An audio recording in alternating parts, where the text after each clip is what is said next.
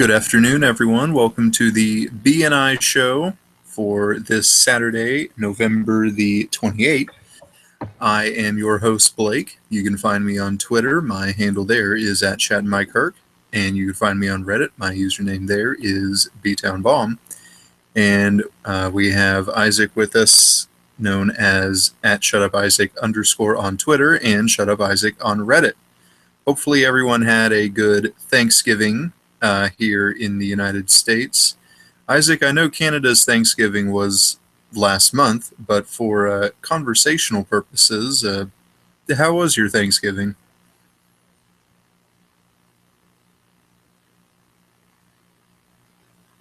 Isaac, your mic appears to be off. Here we go. Sorry about that. Oh. What was the question? I know Canada had their Thanksgiving last month, but for conversational purposes, how was your Thanksgiving? I'm trying to think about it. It was a while ago. If I remember correctly, it was pretty good. The food was good. It's better than American Thanksgiving. Oh. That's definite. There was actually Or hockey on during real Thanksgiving. we had the football. Oh yeah, you had the all-day football, which Yes. everybody was dying for. Well, or better yet, Isaac, how was your Thursday? It was a Thursday, only with Americans telling me that was Thanksgiving every couple of minutes, and there Or was football on. works for me. All right, well, we're going to dive into the NHL quick hit section now. We have a suspension, we have injuries to tell you about, but of course, we begin this segment, as we have been for the past few weeks, with the NHL 3 stars of the week. Isaac has that for us. So the 3 stars of the week this week were Martin Jones of the almost at LA Kings there, of the San Jose Sharks, Daniel Sedin of the Vancouver Canucks, and Kevin Shattenkirk of the future Chicago Blackhawks team. Wow. Kevin Shattenkirk of the St. Louis Blues. That is. How do you feel about having a 3rd star of the week there? That's interesting. I certainly didn't expect it. Watching Shattenkirk this past week, I can't say he did very many things that impressed me, per se, but perhaps stats would tell another story there. But good for him. He's, ever since last season, I consider him our top defenseman.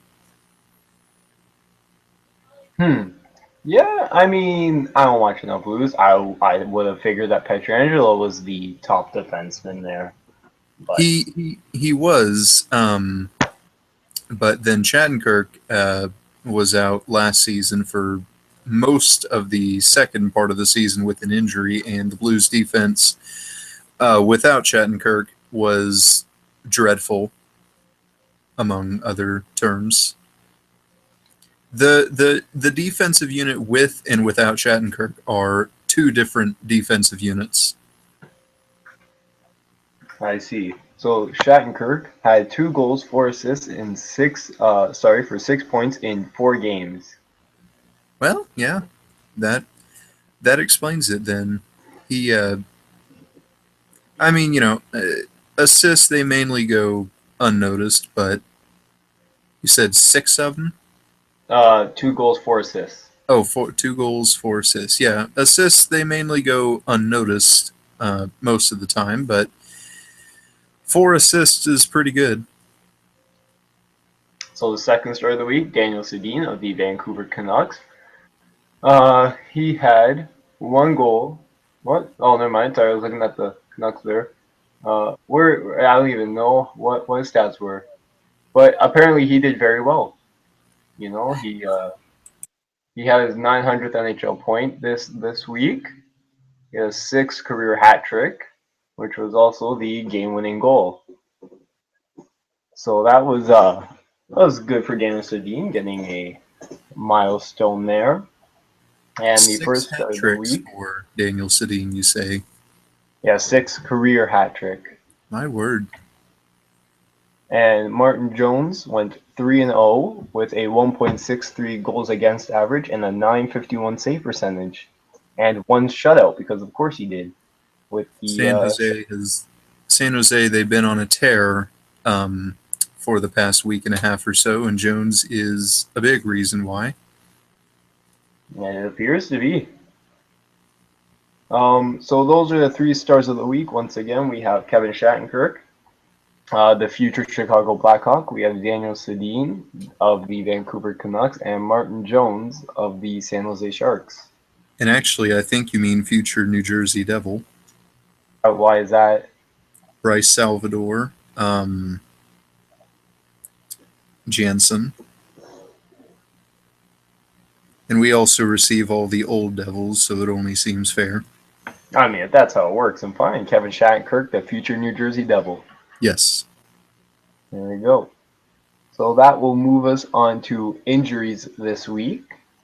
The biggest injury, one could argue, this week, word came out today that Carey Price of the Montreal Canadiens is out for 1 month with, I want to say, a knee injury. I think that's what I had heard. But it could also be groin, but I believe it's knee. He was injured in a game versus the New York Islanders. No, Rangers. Rangers, yes, because they played the Islanders and Price was fine. It was a game versus the Rangers, and he pushed off very strangely and happened to injure himself. So it looks like Mike Condon will be taking a good share of the starch for a while. Hopefully, Price doesn't rush back this time. I prefer he didn't have to, struggle some more without Price. That is interesting because just before Price returned from his first injury a few weeks ago, Condon had really, really cooled off, and Montreal was struggling for the last few games before his return.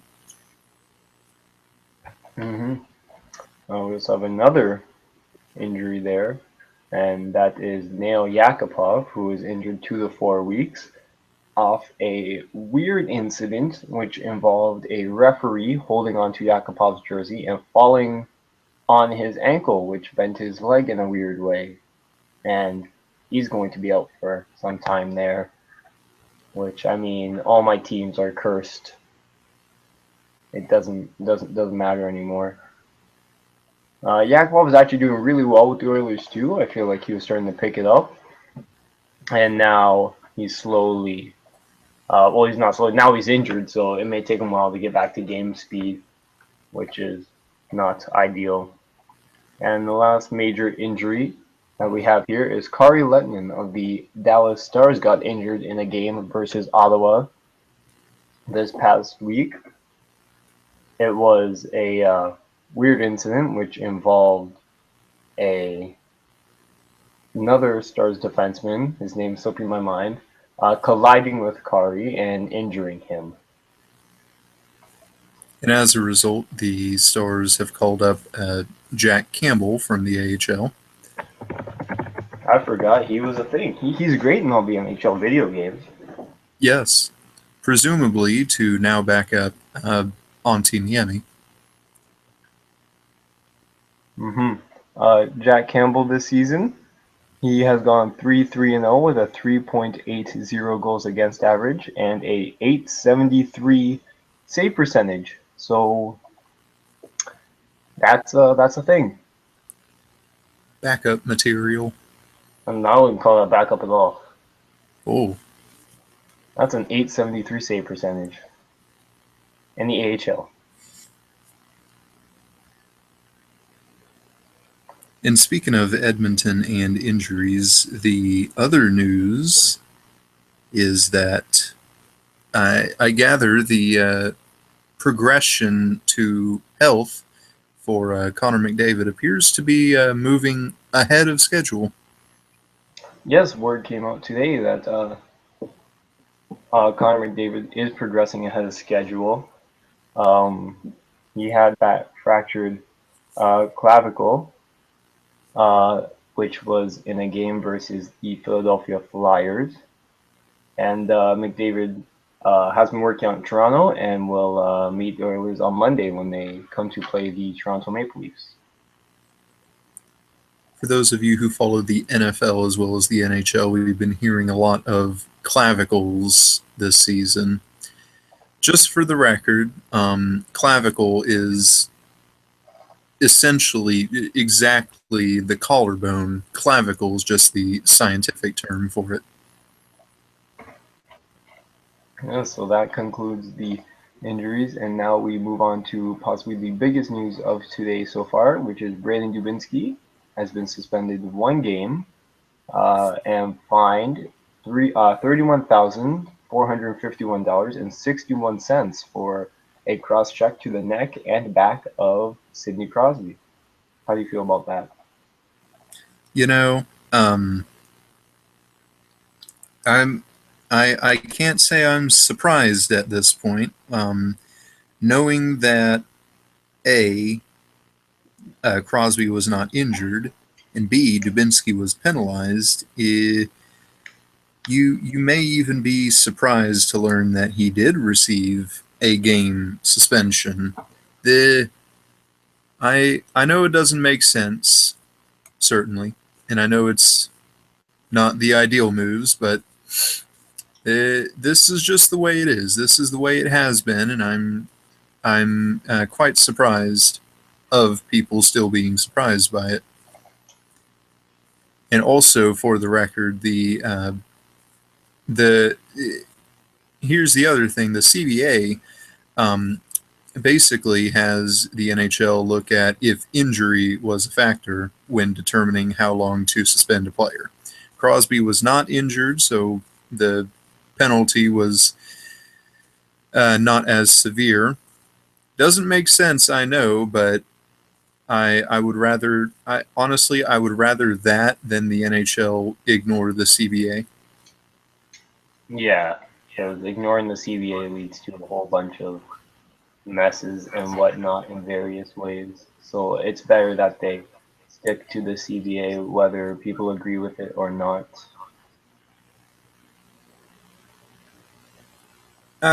Not to downplay it, it was still reckless, unclassy, whatever you want to call it. It was all the bad things.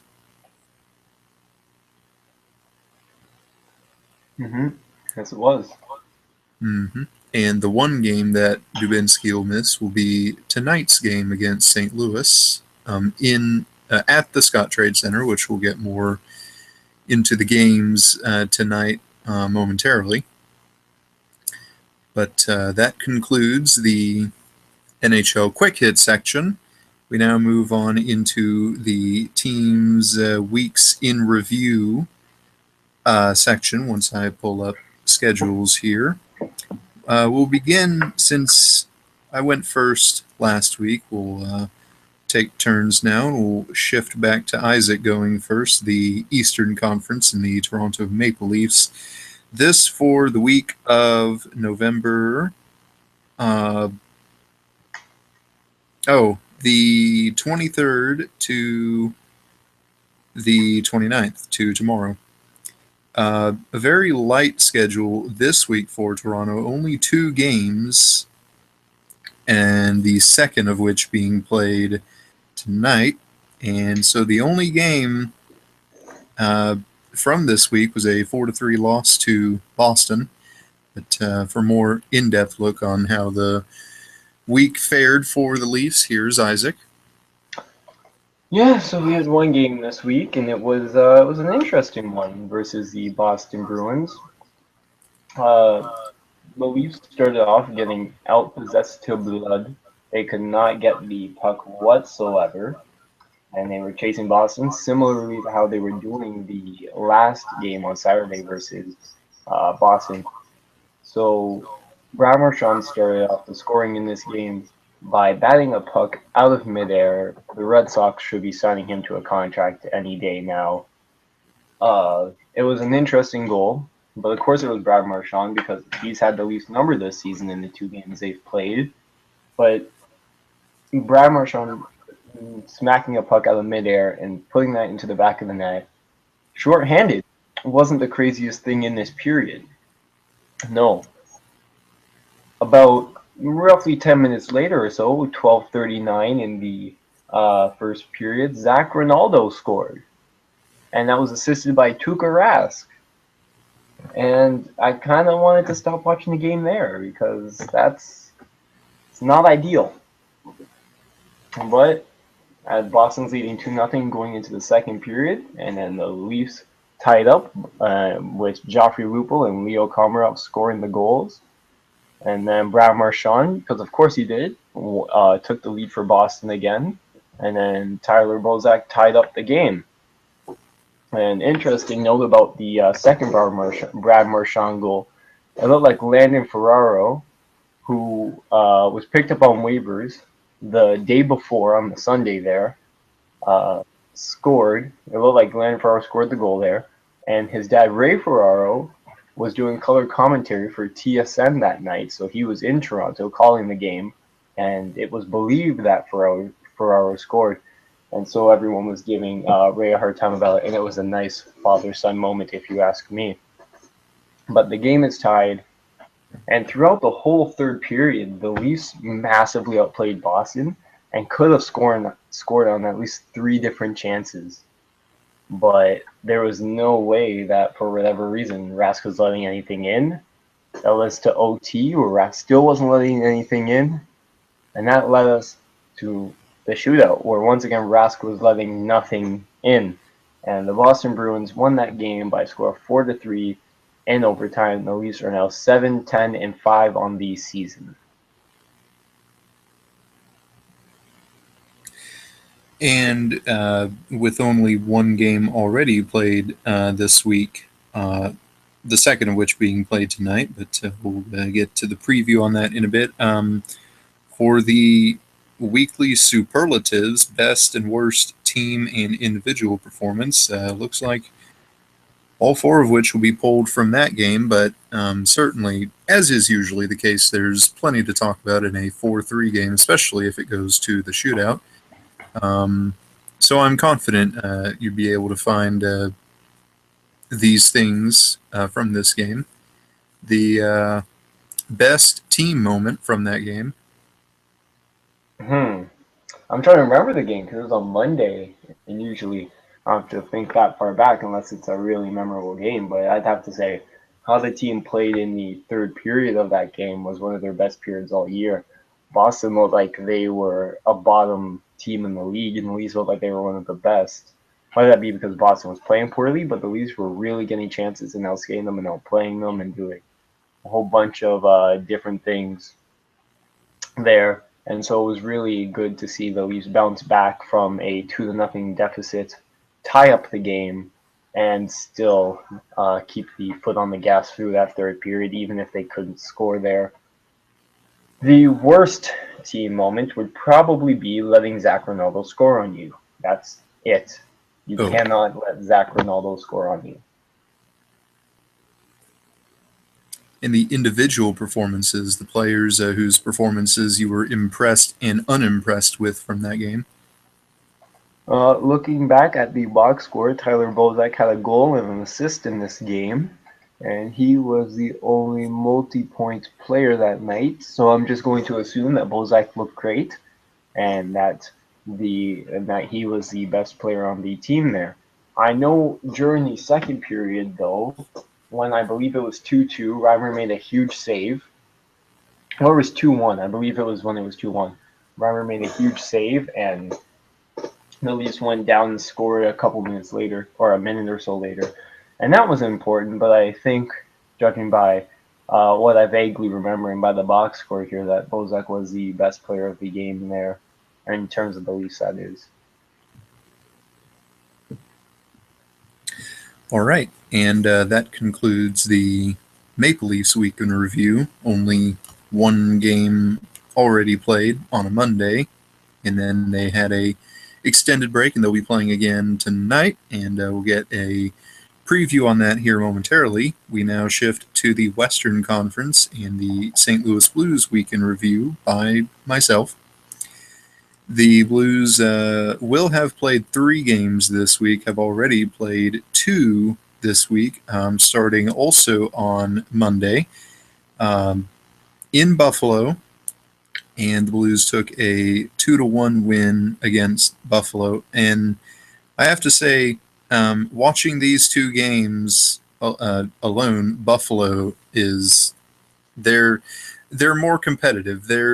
I haven't seen very many instances where they look like the team from last season. They're much more competitive, much more challenging as well.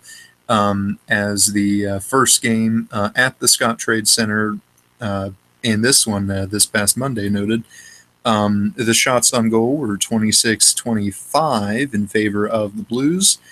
A scoreless first period and looked to be a scoreless second period, but David Legwan broke the tie for the Sabres.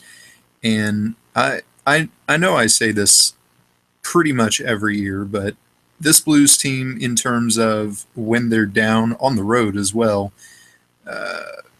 are not like teams of years past. In this situation, even last season, this team perhaps would have shriveled in the face of adversity. However, Troy Brouwer, 507 in the third. He has 5 goals now on the season.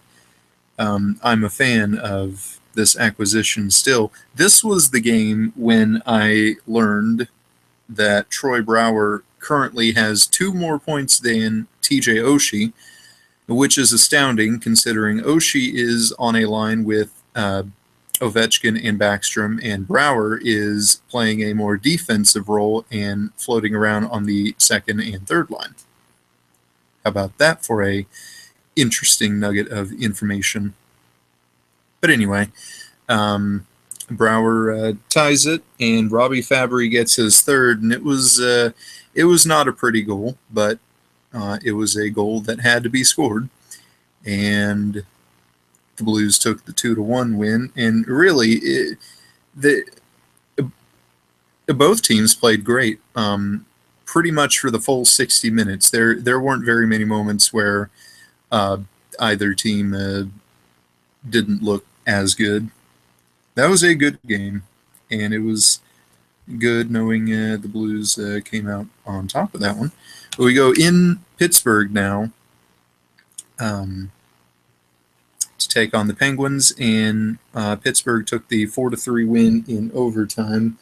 Heading into this game, I believe since Crosby was drafted by the Penguins, there have been 10 games between the Blues and the Penguins, and he had yet to score until a Carl Gunnarsson turnover, of course, led to Crosby getting the puck in the slot and blasting it past Allen for finally his first goal against the Blues. And that came after 9:15 in the first, when Paul Stastny, in his second game back with the Blues, scored on the power play. And then in the second, Crosby scored again on the power play, and it was 2-1 Pittsburgh, and it looked like the Blues were kind of weathering the storm, in a sense. And then 3 goals scored in the third, and this is what I was talking about in that Buffalo game as well. This team, when facing adversity on the road, down by 1 twice, they roared back and tied it after Crosby scored the power play goal in the second. Fabry scored his 4th, and that was a minute 12 into the third. But then that was answered by Ben Lovejoy, his second, which that was answered by the second of the season from Pietrangelo. Of course, Evgeny Malkin in the overtime period got the Penguins the win. Now, I have to say, though, this game reminded me It reminded me of the Columbus game, but not exactly. They both teams were more competitive, um, whereas in the Columbus game, the Blues were not competing very well.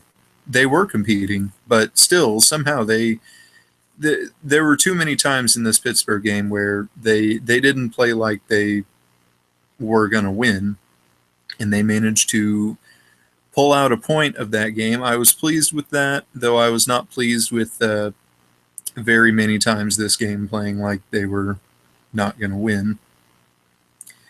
And we host Columbus tonight, but once again, save that for the game previews. And that concludes the Blues week in review, but the superlatives, best team performance has got to be the game against Buffalo. Pretty much the whole game. Both teams were competitive. The Blues were really competitive. And when down, they scored twice and won the game. Worst team performance, obviously, the game against Pittsburgh. Again, they very many times they didn't play like they wanted to win, but still they managed to get a point out of that. Happy with that, frustrated with not getting the 2. Best individual performance this week, Robbie Fabry scored 2 huge goals. The game winner against Buffalo and the game-tying goal against Pittsburgh to open the third period. Worst individual performance because he ended my favorite streak, Carl Gunnarsson. And there you go. Here's the part now where Isaac tells me or offers me to return Pollock back for Gunnarsson. Please do. He's awful. Well, how about trading Gunnarsson for Ian Cole? I wouldn't mind Ian Cole back. I mean, I'd like Tuukka Rask back, but we can't always get what we want. Whoa. Well, now we're going down this rabbit hole, aren't we? Would you like Alexander Steen back? Okay, shut up. Go back to yours. Oh yes, we were going down that rabbit hole. I had to throw that one in there. All right, that concludes the team's weeks in review, and we'll now get to games. Lots of games last night to go over. Lots of games tonight to preview and pick. But first, the update from last week's Pick'em. So last week we had, wrong chart. We had the Boston-Toronto game. We both chose Toronto there, and Boston won. Detroit-St. Louis. We both chose St. Louis, and Detroit won that one. Philadelphia-Ottawa. You chose Ottawa, I chose Philly, and Ottawa won that. Anaheim, Tampa Bay, you chose Anaheim, I chose Tampa, I won that one. We both chose the Rangers for the New York, Florida game, and we both got that one correct. Both of us chose Pittsburgh in the Penguin Sharks game, and neither of us won that one. Colorado, Washington, we both chose Washington and got that correct. Arizona, Winnipeg, both of us chose Arizona. Neither of us got that one right. Dallas and Buffalo, we both chose the Stars in that game, and we got that one correct. And Nashville, Minnesota, you chose Nashville, I chose Minnesota. I won that one. And Chicago, Vancouver, we both chose Chicago, and Vancouver won that one. 5 shutouts from last week's game, and just as I had suspected, just as I had suspected, last week's Vancouver-Chicago game was Daniel Sedin's hat trick. But that Isaac won last week, and I believe I still hold the overall record.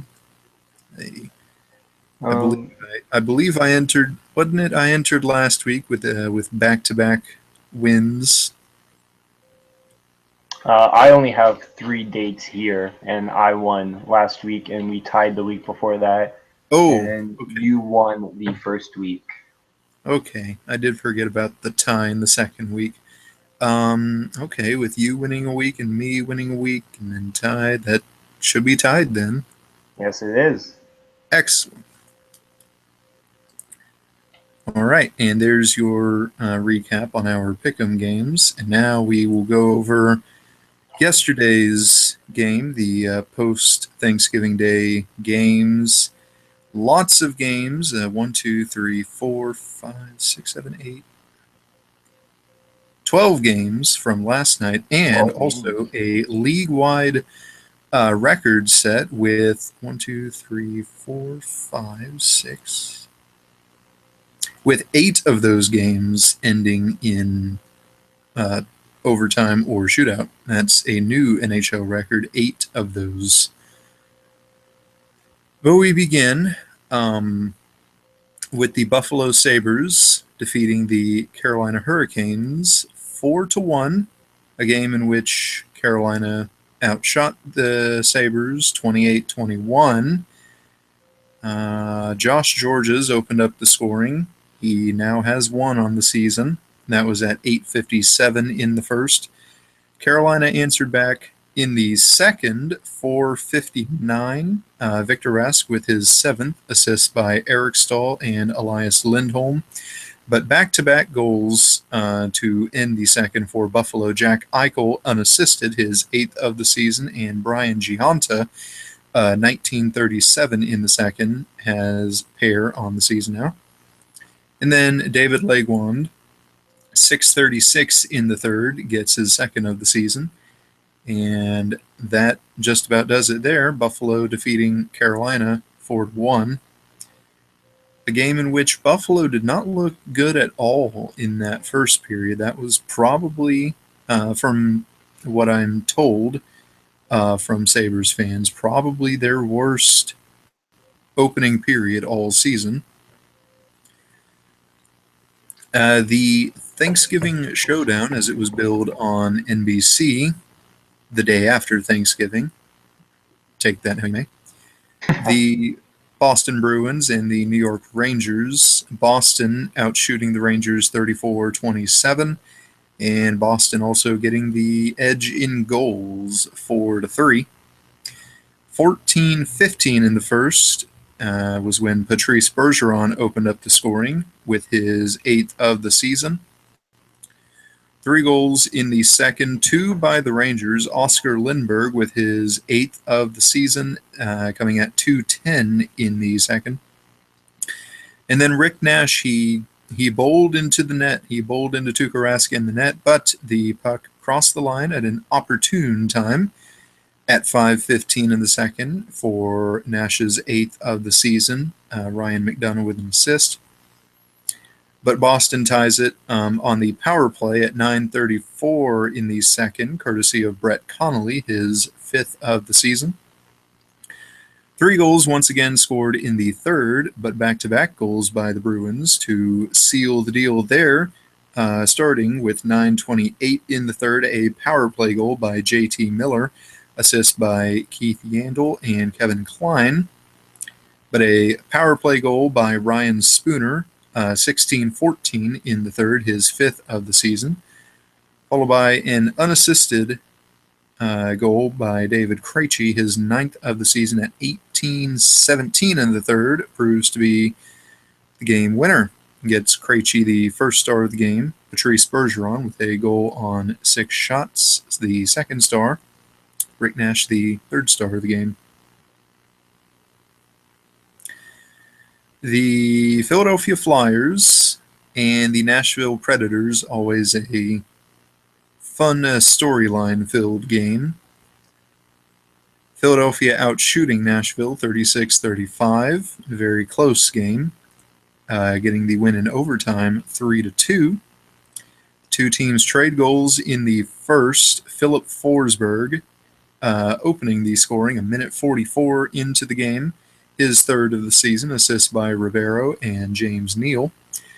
4 minutes into the first, Michael Delzato, his first of the season, assist by Braden Shen and Claude Giroux. And we're tied at 1 entering the second, but with no goals scored in the second.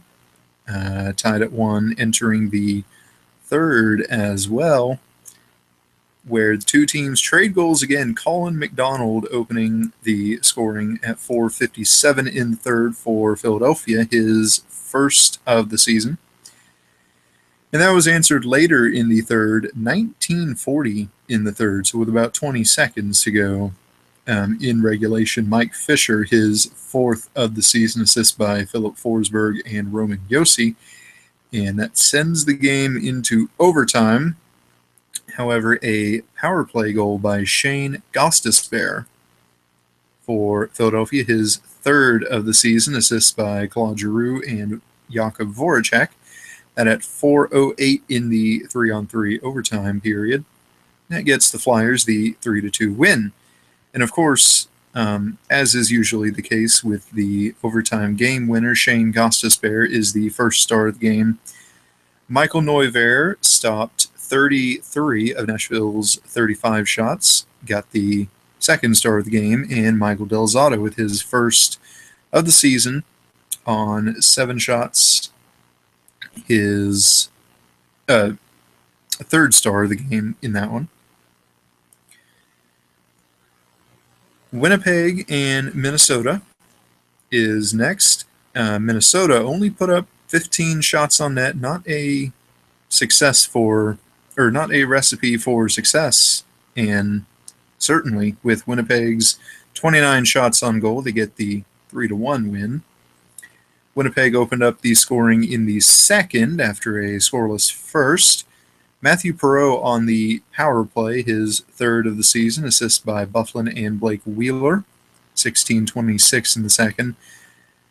And Dustin Byfuglien, his seventh of the season, coming at 2:24 in the third, and it's 2-0 Winnipeg. Ryan Carter, though, 9:09 in the third, gives Minnesota some life. His third of the season, assist by Chris Porter and Jonas Brodin. However, Nikolai Ehlers, his fifth of the season, with an assist by Chris Thorburn at 17 minutes, seals the deal for Winnipeg, the 3-1 win there.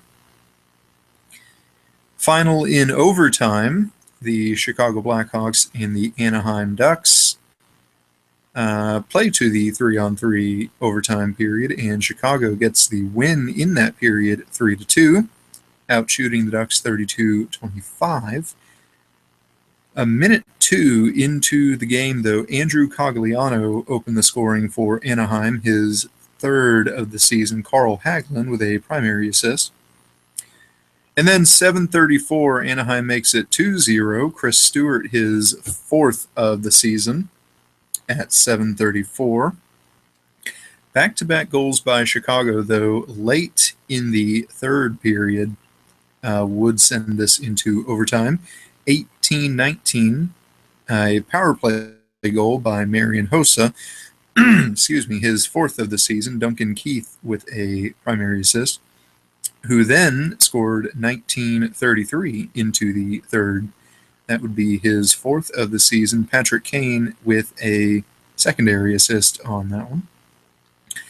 And in the overtime period, a minute 53, Artem Anisimov wins it for the Blackhawks. He now has 10 on the season, and the only assist by Brent Seabrook. John Gibson got the second star of the game, 32 shots against and 29 saves in that one.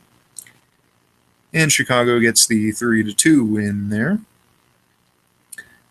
Washington and Tampa, and the Capitals continue their surge, and it's not loading for me. They get the 4-2 win. There we go. There were 3 goals by Washington on the power play. 7:09 in the first, a power play goal by Alex Ovechkin, his 12th of the season, assist by Jason Chimera and Evgeny Kuznetsov. And then that was followed up 18:03 into the second, another power play goal by Chimera, his 6th of the season. And 19:18 in the second, Marcus Johansson quickly makes it 3-0 Washington in the second, his 4th of the season. TJ Oshie on the power play to begin the third, his 6th of the season, assist by Nicholas Backstrom and John Carlson. And suddenly it is 4-0 Washington. Tampa makes a game of it late, though. Brian Boyle, his 5th of the season, assist by Ryan Callahan and JT Brown. That at 10:49. 12:45 in the third, Victor Hedman, his 2nd of the season, assist by Vladislav Nemesnikov. However, that is all the scoring Tampa would muster in that game, as Washington got the 4-2 win. Final in the shootout, and the narrative continues for the Devils, it seems, as they drop this one in the shootout to the Montreal Canadiens 3-2. Shots were tied at 27. No goals in the first. 2 goals by the Devils to start the second period. Minute 9, Adam Henrique, his 11th of the season. And then at 9:06, a power play goal by Lee Stempniak, number 5 on the season for him. However, Sven Andrighetto, is that right? Okay. Sven Andrighetto. Yes. Sven Andrighetto is the correct way to say his name. All right. And that was at 15:17, and he has 2 goals on the season now, an assist by Lars Eller. And the game-tying goal was scored at 11:14 in the third. Alex Galchenyuk, his 5th of the season, assist by Max Pacioretty and Andrei Markov. And in the shootout, 10 shooters between the two teams, but goals by Alex Galchenyuk and Andrighetto gets the win for Montreal. The only goal scorer for New Jersey in the shootout was Jacob Josephson, the 4th shooter there. Alex. Isaac, do you have the a bit of a recap for that one? I would assume you were following that game. The Habs game? Yes. No, actually, I wasn't. I wasn't watching it. That was I was doing other things for class last night, and I just didn't give that game any attention, and I feel like I should have. Education is first and foremost, Isaac. You know, that's what I'm saying. Yet I still put the Leafs there. Oh. Another overtime game. What seems to maybe be a budding rivalry, perhaps, ever since they met in the playoffs. Every game between them has always had something to talk about. I am talking about the Columbus Blue Jackets and the Pittsburgh Penguins. And the Blue Jackets getting the 2-1 win in overtime and outshooting the Penguins 43-25. All the goal scoring occurred after the second period, where in the third, Evgeny Malkin on the power play at 9:15 opened the scoring, his 9th of the season, assist by Sidney Crosby. However, Ryan Johansson at 11:57 in the third would send the game into overtime with his 5th of the season, with assists by Brandon Saad and Kevin Connaughton. And in the overtime period, it is Cam Atkinson scoring his 6th of the season, assists by Brandon Dubinsky and Jack Johnson. 2:42 in the overtime. That's Columbus the win. Atkinson, the first star of the game. The 2 goalies with the 2nd and 3rd stars of the game. Marc-Andre Fleury stopping 41 of Columbus's 43 shots, and Sergei Bobrovsky stopping 24 of Pittsburgh's 25 shots. I want to stop down on this one and talk about Columbus as well. And we talked about them last week too, because quite frankly, it's maddening to see John Tortorella, of all coaches, leading a bit of a resurgence in Columbus. Yeah, I mean, I've heard people say that, but they shouldn't have fired their coach to begin with, Todd Richards there, because it wasn't Richards' fault that they were losing. It was more so the fact that Sergei Bobrovsky couldn't stop anything and that the team wasn't working very well together. And that if they would have given it more time, then the Blue Jackets probably would have been doing the same thing now. So personally, I don't think that John Tortorella is the reason for the Blue Jackets' play right now. Yes, it seems to be the case that as goes Bobrovsky, so does the Blue Jackets.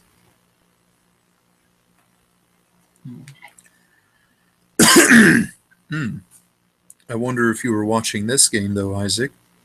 The Detroit Red Wings hosting the Edmonton Oilers, and Edmonton takes them into overtime, but loses in the overtime period at 4-3.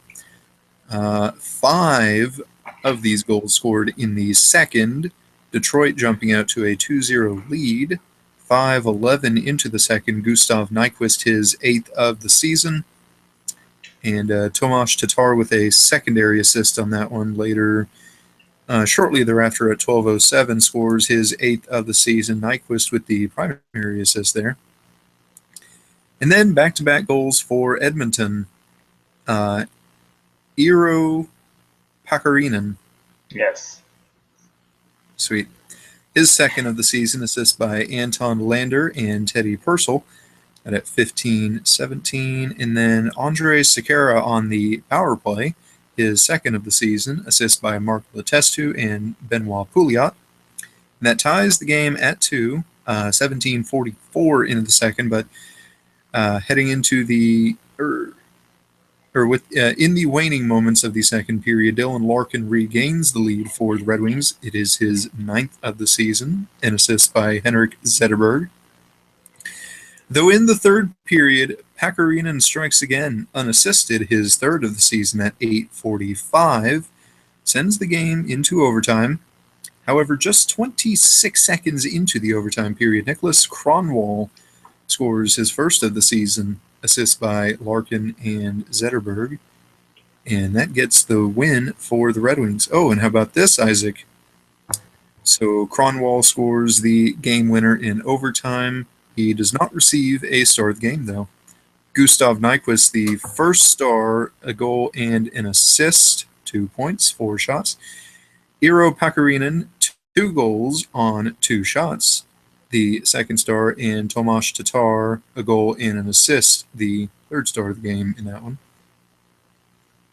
I mean, I gotta be honest with you. The only 2 games I've watched yesterday was the 3rd period of Boston, New York, and all of Philly, Nashville. Those are the only 2 games I watched yesterday. So, I mean. So you watched Philadelphia and Nashville, you say? Vaguely. I was making food, but yes, it was on, and I gave it my slight attention.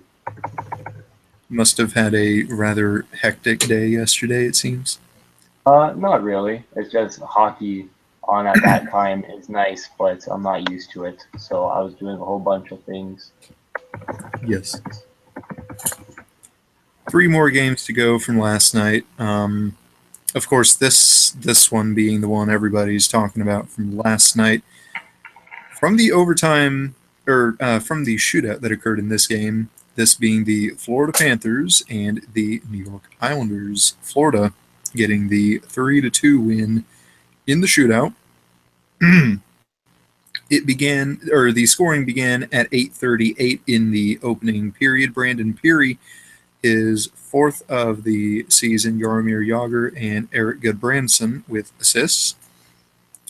And then it's 2-0 Florida, 4:42 into the second. Jussi Jokinen, his sixth of the season, assist by Vincent Trocheck. However, back-to-back goals by the Islanders in the third, 5:36 in the third, Ryan Strome, his second, and then 8:39 in the third, Josh Bailey, his fourth, assist by Franz Nielsen and Mark Zidlitsky. And that sends the game into the overtime period, nothing occurring in the overtime.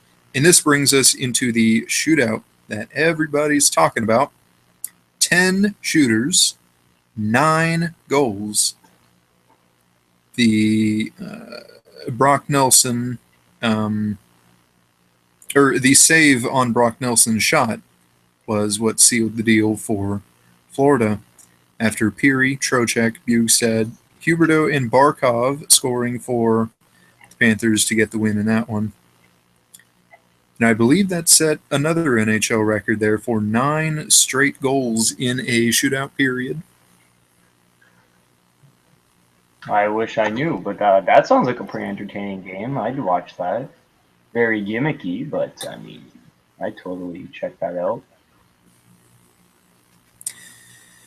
In another shootout, this time from the American Airlines Center in Dallas, Texas, the Dallas Stars and the Vancouver Canucks played to the shootout period, and Dallas won the shootout and got the 3-2 win. Stars were outshot in that game 36-25.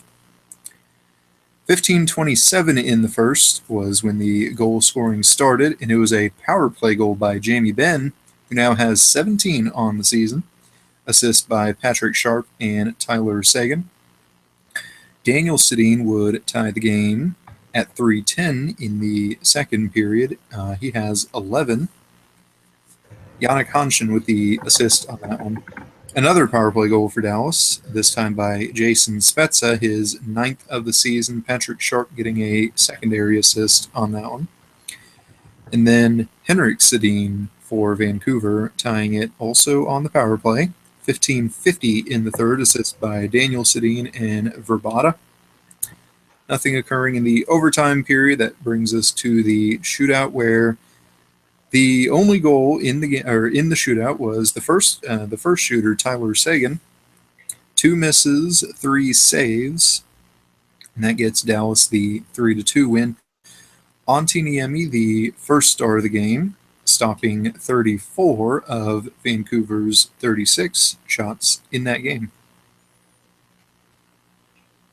And lastly, one more overtime game, the last game from yesterday. The Arizona Coyotes and the Calgary Flames. Arizona outshot 26-21. They got the 2-1 win in overtime. Both goals in regulation scored in the second period. Just 29 seconds into the second, Martin Hansel, his 5th of the season, an assist by Tobias Reeder. And the captain, Mark Giordano, on the power play, 16:40, assist by Johnny Gaudreau and Yuri Hudler, ties the game for the Flames. And with no goals scored in the third, that brought it to the overtime period, where Oliver Ekman-Larsson, 4 minutes, 20 seconds to go in the overtime period. His 5th of the season, assist by Brad Richardson and Max Domi. And that gets Arizona the 2-1 win. Ekman-Larsson, the first star of the game. Hansel, the third star of the game, though a solid game from Mike Smith, stopping 25 of Calgary's 26 shots. And that recaps a rather hectic day in the National Hockey League. Lots of points being handed out last night. A lot more games from today, and we have one final, and we'll get that to you now. The Philadelphia Flyers, following up the overtime win against Nashville, they get the 3-0 win today in Manhattan, defeating the New York Rangers, outshooting the Rangers 34-24. Wayne Simmons in the second period at 12:24, his fourth of the season, and then back to back in the third. Well, not quite.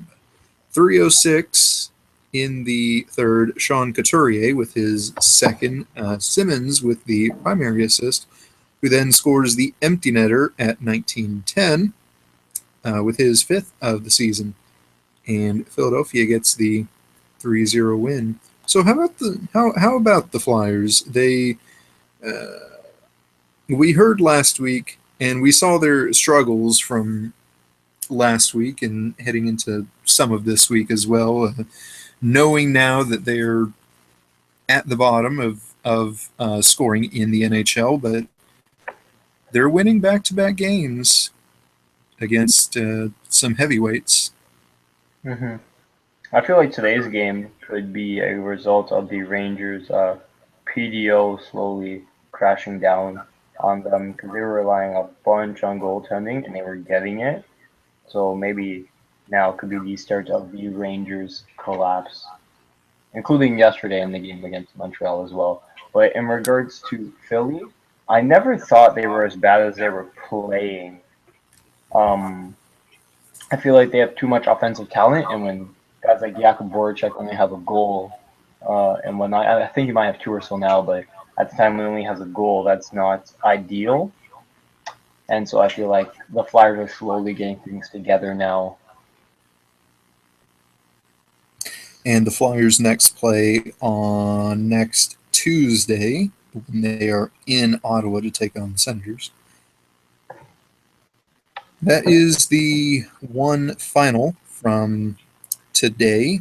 And now we'll get you our picks and our previews from 1, 2, 3, 4, 5, 6, 7, 8, 9, 10, 11 games. And let's see here. Between the two of us, 5 teams are followed. And 4 of them are in action, 2 for the both of us. And we'll start with Isaac. And we'll start with the Toronto Maple Leafs from the Air Canada Centre in Toronto, Ontario. 6 o'clock Central Time start. They host the Washington Capitals. Your preview of that one? Very interesting to note about this game is right now inside the ACC, the Toronto Marlies are playing the St. John Ice Caps, which are in Montreal, their AHL affiliate.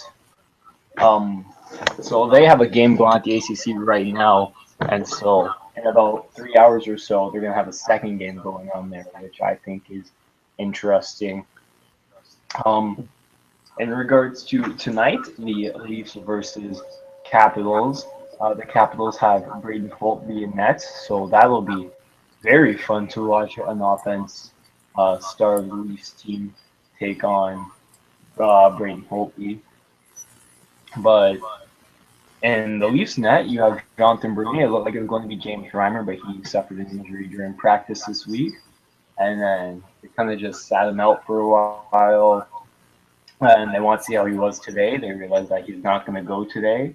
And so James Reimer is injured tonight. It looks like Frank Corrado, who the Leafs picked up on waivers time ago, who still hasn't played a game for the Leafs, still will not play a game for the Leafs tonight, as Mark Marinson goes back into the lineup for Roman Polak. Not for Roman Polak, playing with Roman Polak. Other than that, the lines stay the same, which is interesting because that means Daniel Winnick is a healthy scratch again, which I don't agree with, but I'm not getting paid $50 million. It'll be interesting to see the Capitals play tonight. As some of you might remember, the last time the Leafs played the Capitals, they tied up the game with 0.8 seconds left in it and went on to win it in a shootout. So let's hope that that doesn't happen again tonight. So I believe that is all. Bernier still doesn't have a win on the season. He is 0-7-1 with a 3.17 goals against average and an 895 save percentage. So please, please, please, please, Jonathan Bernier, be good and win tonight. All right. And the second game preview here We have a rematch from last night, but shifting venues now. Now tonight from the Bell Center in Montreal, Quebec, a 6 o'clock p.m. Central start, the Montreal Canadiens and the New Jersey Devils. The goalie matchup, once again with Price once again out with injury. Mike Condon is getting the start for Montreal, and he'll be facing off against, of course, Corey Schneider. And your preview of that one. It appears that Condon is starting, although I'm not sure they have. Yeah, they didn't have morning skate this morning, so it is unclear as to who's going to start. I think what they should do is put Tokarski in tonight, see what they have in him, see if he can give him one last chance to prove he can play at the NHL level. If he can't, then just keep rolling with Condon until you can't. I feel like Tokarski should get the start. One, to keep Condon rested and ready to take on the starter's load, and two, for Tokarski to, like I said, prove that he can play at this level. Um, Other than that, I think that it'll be a very similar one to last night. Both teams played last night, and I don't have much to say about this game. I don't know the Devils too well to compare the styles of how these two teams play and how they would play against each other. An interesting note is that Bud Holloway still on the fourth line with Paul Byron and Brian Flynn, as he has injuries, are just all over the place now. So that's interesting. That, and Alexei Emelin is a scratch tonight to make room for Greg Patterson on the last defense pairing. Oh, yes, and I lied. It is 4 teams between the two of us, but it's all 3 of your teams. So now we'll be finishing up with your previews here from the Consol Energy Center in Pittsburgh, PA. It is the Pittsburgh Penguins and the Edmonton Oilers. Yes, the Oilers have Leon Draisaitl playing first line with Taylor Hall and Jordan Eberle, which he's been producing with, so I'm never going to complain about that. Draisaitl has 17 points in 13 games, which is absolutely amazing. Nobody is talking about him as much as they should be. It's actually crazy how well he's doing right now. He does have a sky-high shooting percentage, I believe, so I believe that he will come back down to earth. But right now, you can't score like that and not have enough people talk about you. That's crazy. Eero Pakinen's going to be playing on the fourth line still.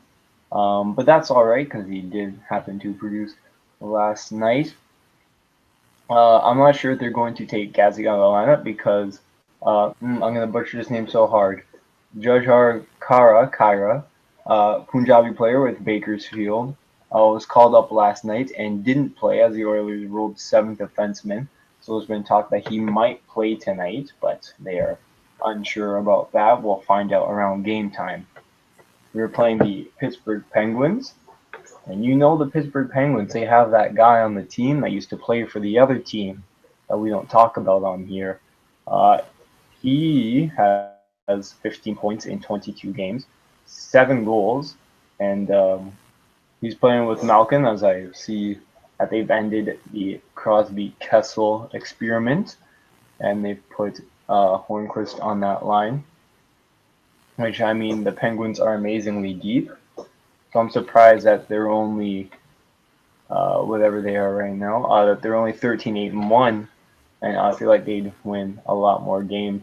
It appears that Jeff Zatkoff will get the start tonight, but knowing the Penguins, they like to sometimes roll Fleury on a back-to-back there. So this is going to be an interesting game for the Oilers. It'll be a good test to see if they can hold their own against a good team. I have to say, listening to all your previews, I'm still impressed as to how well you keep up with 3 NHL teams. It's a lot of mostly useless information. All right. Well, all right. Well, that solves the mystery then. In my only preview, the Edmonton and Pittsburgh game. That is also a 6 o'clock Central start. 7 o'clock Central start from the Scott Trade Center, St. Louis, Missouri. The St. Louis Blues and the Columbus Blue Jackets. An interesting matchup now, and one that I would like to believe favors the Blues this time. We'll be starting Jake Allen in net, it appears. Columbus is now the one on a back-to-back, and Bobrovsky apparently will also be starting tonight, as he did last night. And of course, also they'll be without Dubinsky, who one of their top forwards there. So one that I would like to believe, a matchup that I would like to believe favors the Blues. It's been a fairly successful week for him so far, and I don't see how it can't continue with all these advantages. And from here is where we will start our pick'em now for tonight's games. St. Louis v. Columbus. I'm going with St. Louis. These advantages are advantageous.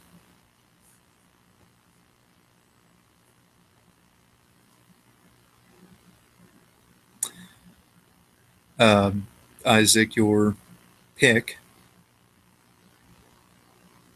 Oh, my bad. 1 second. The pick for what game? I'm sorry about that. We're beginning with Columbus and St. Louis. It's hard to not go with St. Louis on this one. I'm going to have to choose St. Louis. Yes, were you hearing the advantages I named off that would seem to favor the Blues there? No, to be honest, I was having a conversation with my mother, so they're just to reiterate, this time it is Columbus on the back-to-back, and I believe it sounds like Bobrovsky is starting once again, as he did last night, and of course they'll be without Dubinsky for this game, who right. one of their top forwards there. Lots of advantages, I think. Yes. Yeah. I mean, even if that wasn't the case, I'd still be going with St. Louis, to be honest. Oh, yes, and Allen.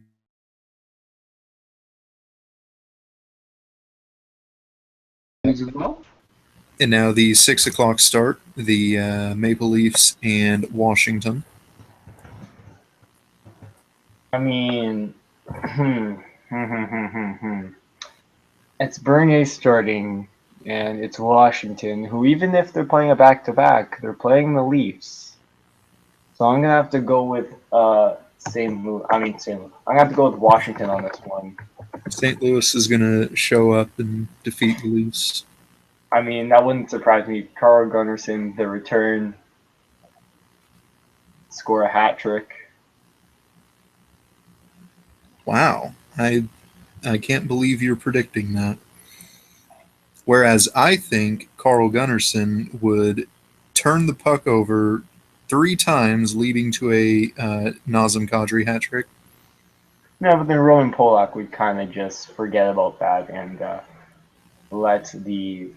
I almost said Bruins. Jeez, I am out of it today. And let the Blues score, because that's pretty much all he's good for these days. Well. But, Gunnarsson ended one of my favorite streaks, and I'm still very bitter about that. What streak was that? His dreadful turnover leading to Crosby's first career goal against the Blues. Right. Right. Yes. Well, that was a interesting tangent we got off on. Yeah, so I'm choosing Washington in this game. I feel like Washington. Yes. I am also having to go with Washington for this.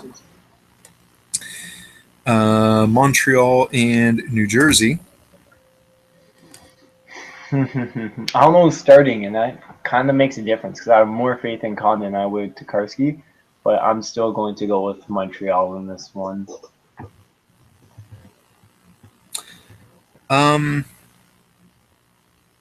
Let me look at the team's standings here. Montreal is well above New Jersey by 12 points. 14 points, my bad.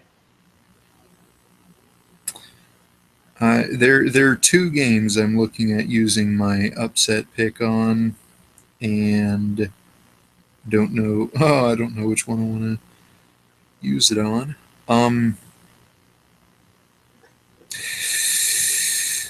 Okay. Okay, I will go with Montreal on this one. Alrighty. I wanted you to use your upset pick on this one, to be honest. Well, I mean, the thing that would have done it for me was Schneider is a solid goaltender. It's just that the team in front of him usually doesn't provide him the best support. Well, you know.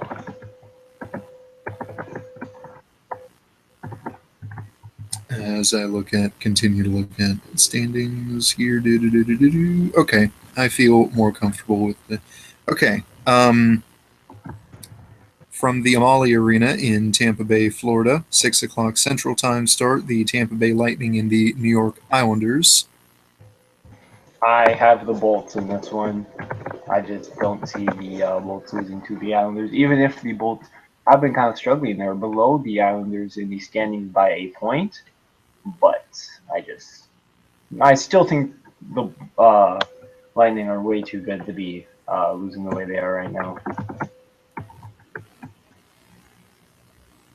I will go with the Islanders for this one. Tampa has been really struggling as of late, and whereas the Islanders, they've been hanging around. Yeah, give me the New York Islanders for that one. I give you the New York Islanders. The next game, oh yes, the next game was Pittsburgh and Edmonton. I'm gonna use my upset pick of the week here. I'm gonna go with the Oilers in this game. Oh. You definitely got to explain your reasoning for this one. I just feel like they're gonna win. I don't have a reasoning. That's kind of just a last second decision. I just looked and said Edmonton and did not think twice about it. That honestly, that is how most upset picks have gone on the show. Just the simple gut feeling and no other explanation. But hey, yes, this one, folks. This is the other game I was thinking of, and I will use my upset pick on this one. From the Bridgestone Arena in Nashville, Tennessee, it is the Nashville Predators and the Buffalo Sabres. This is my lock for the upset pick of the night. I'm going with Buffalo. Quickly, who'd you choose in Pittsburgh, Edmonton? You chose Pittsburgh, right? Oh, I'm sorry. Yeah, I would choose Pittsburgh. All right. Yeah, I'm going with Nashville in the Buffalo-Nashville game. Nashville, they haven't really done much to impress me this season, whereas Buffalo, again, they're much more competitive than they were last season. This one just has upset material for me. Yeah, I think the the Predators called up one of their rookies, but I see no mention of it anywhere. So I guess that Finnish article on r/hockey lied to me, saying that UC Saros was getting called up. And I will check the goalie matchup for this one here. It appears to be Hutton it's versus Linus Johnson. Ullmark. Ooh, yes, Linus Ullmark and Carter Hutton. Right. I feel more comfortable with this pick now. Yeah, well. From the Xcel Energy Center in St. Paul, Minnesota, the Minnesota Wild and the Dallas Stars. I'm going with the Stars. I'm just the 18-5-0 Stars and their offense everywhere. Yes, it's in most games so far. It's really difficult to pick against the Stars. They have been red hot this season. It's only So, difficult to pick against the Stars when we're playing the Leafs. though the goalie matchup here intrigues me. Oh yes, it is of course Antiniemi. Ooh, and it is Darcy Kemper for the Wild. Oh, Kemper's still a thing? I forgot he existed. Oh yes.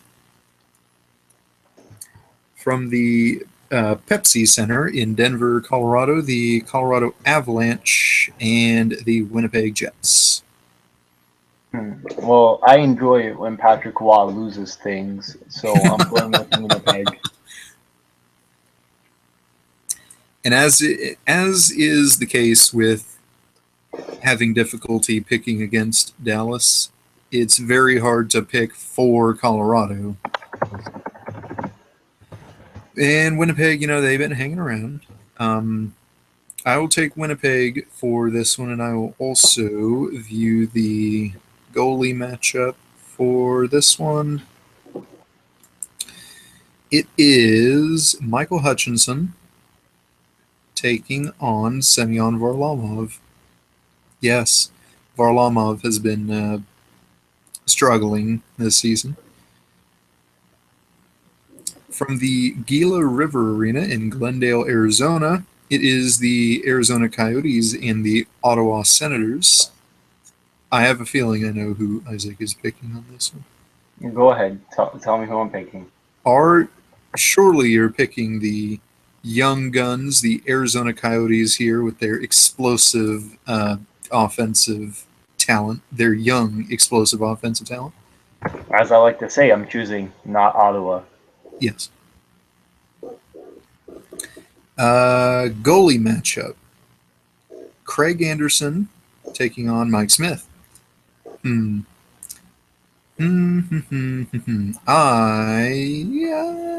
will also go with Arizona for this one.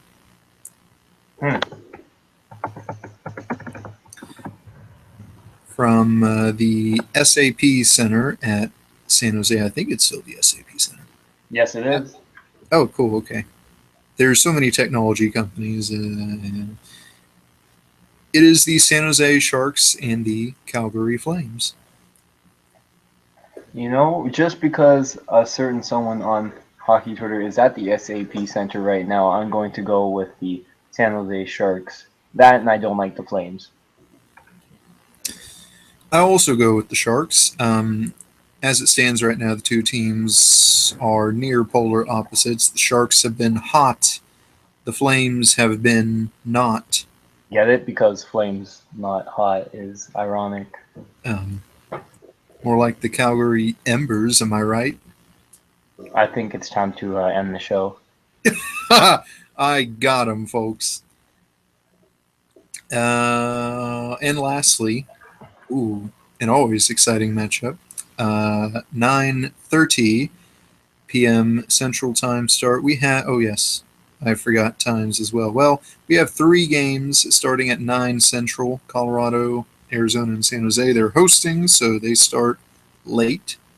And 9:30 Central Time from the Staples Center in Los Angeles, California, is the Los Angeles Kings and the Chicago Blackhawks. LA's only 1 point behind Chicago, and LA. I used to like LA, but they kind of, I don't know. I'm not a huge fan of them anymore. At the Is same it the time, Lucic effect?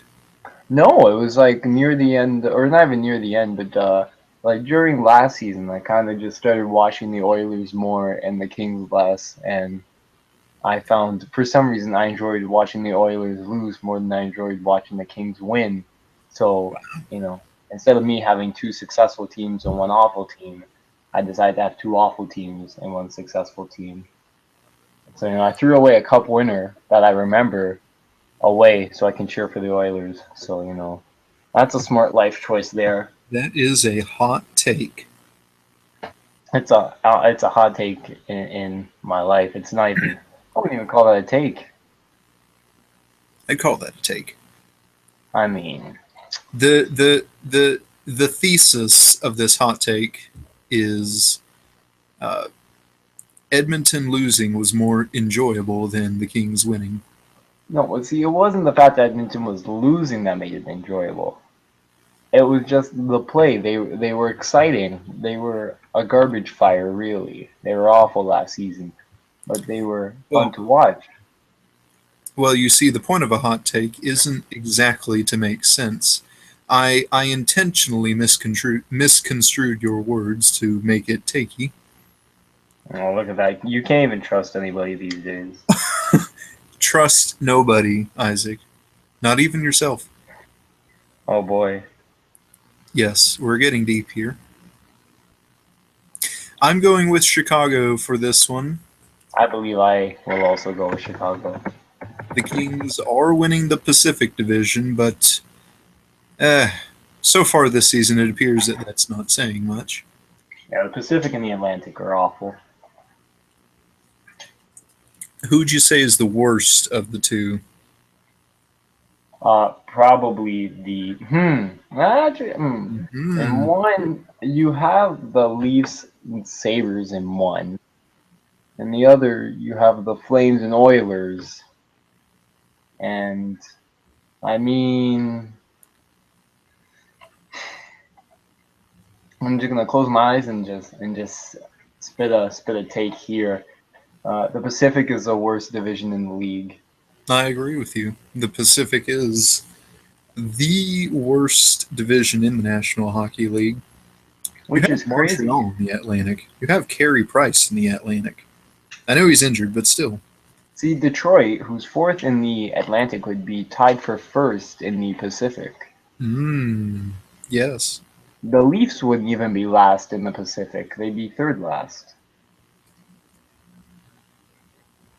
I mean, a couple of seasons ago, going in the Pacific was heartbreaking. You'd have to play LA, San Jose, and then Vancouver, Anaheim, things like that. Yeah. Of course, you get the soft ones like Edmonton, Arizona, Calgary, but now, none of them are really that scary anymore. Yeah. The Atlantic is bad, but it's not bad.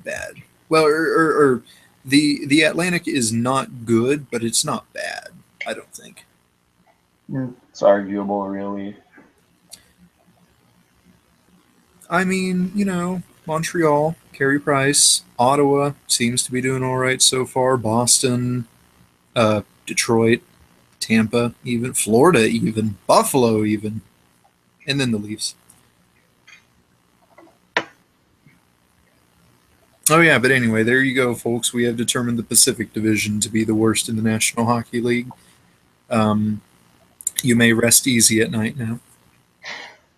I know I will. Yes. And with that, it is 3:26 p.m. in the Central Time Zone. That is 4:27 in real time. Oh, it is now 3:27. Yes. 4:27 in real time. Okay. Whatever. You have listened to the B&I Show. I am Blake. You can find me on Twitter. My handle there is @ChatandMyKirk. You can find me on Reddit. My username there is BTownBomb. And I once again joined by Isaac this week. You can find him on Twitter. His handle there is @ShutUpIsaac_. And you can find him on Reddit. His username there is ShutUpIsaac. For our HockeyCast, you can find us on Twitter. Our handle there is @OurHockeyCast. You can find our Reddit subreddit. Our address there is Our HockeyCast. You can log on to OurHockeyCast.com for previous episodes and shows. And you can do that same thing on our YouTube page. Our name there is Our HockeyCast. For Blake, I am Isaac. This has been the B&I Show, and we are signing off.